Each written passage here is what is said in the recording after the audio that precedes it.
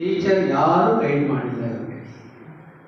Topic ಮಾತ್ರ ನಾವು ಕೊಟ್ಟಿದ್ವಿ. ಟಾಪಿಕ್ ಮೇಲೆ ಸ್ಟೂಡೆಂಟ್ಸನ್ನೇ ಟೆಕ್ಸ್ಟ್ ಬುಕ್ಕನ್ನು ರೆಫರ್ ಮಾಡಿ ಮೆಟೀರಿಯಲ್ಸ್ ಏನೇನು ಬಳಸಬೇಕು ಅಂತ ಹೇಳಿ ಅವರೇ ಹುಡುಕಿ ಅವರೇ ಸ್ವತಃ ಲೋ ಕಾಸ್ಟನ್ನು ಯೂಸ್ ಮಾಡಿ ಈ ಒಂದು ಪ್ರಾಜೆಕ್ಟನ್ನು ಮಾಡಿದ್ದಾರೆ.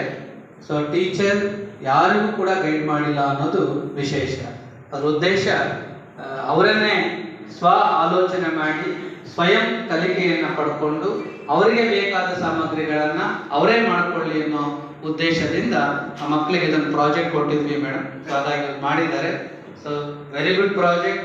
ನನ್ನಂತೂ ತುಂಬ ಖುಷಿಯಾಗಿದೆ. ಈ ಸಬ್ಜೆಕ್ಟಲ್ಲಿ ನೀವು ಸಕ್ಸಸ್ಫುಲ್ ಆಗಿದ್ದೀರಿ ಅಂತ ಹೇಳಿ ಮೇಡಮ್ ಹೇಳ್ತಾ ಇದ್ದಾರೆ. ನಿಮ್ಮ ಕ್ರಿಯೇಟಿವಿಟಿ ಮೇಡಮ್ ಹೇಳಿದಾಗೆ ಹೇಗೆ ಮುಂದುವರಿಲಿ, ಪ್ರಾಕ್ಟೀಸ್ ಟೀಚಿಂಗಲ್ಲಿ ಚೆನ್ನಾಗಾಗಲಿ, ಇಂಟರ್ನ್ಶಿಪ್ಪಲ್ಲಿ ಚೆನ್ನಾಗಾಗಲಿ, ಸ್ಕೂಲ್ ಟೀಚರ್ ಆಗಿ ಹೋದಾಗಲೂ ಕೂಡ ಈ ಕ್ರಿಯೇಟಿವಿಟಿ ಉಳಿಸ್ಕೊಳ್ಳಿ ಅಂತ ಮೇಡಮ್ ಹೇಳಿದ್ದಾರೆ. ಕಾರಣ ಮೇಡಮ್ ಕ್ರಿಯೇಟಿವಿಟಿ ಮೇಡಮ್. ಅವರು ಇವತ್ತು ಕೂಡ ಒಂದು ನಿಮಿಷ ಅವ್ರ ಚೇರ್ ಮೇಲೆ ಕೂತ್ಕೊಳ್ಳೋದಿಲ್ಲ, ಎಲ್ಲ ಕಡೆ ಓಡಾಡ್ತಾ ಇರ್ತಾರೆ, ಗೈಡ್ ಮಾಡ್ತಿರ್ತಾರೆ, ಪಡ ಮಾಡ್ತಿರ್ತಾರೆ. ತುಂಬ ದೊಡ್ಡ ಕೆಲಸ ಆ ಶಾಲೆನಲ್ಲಿ.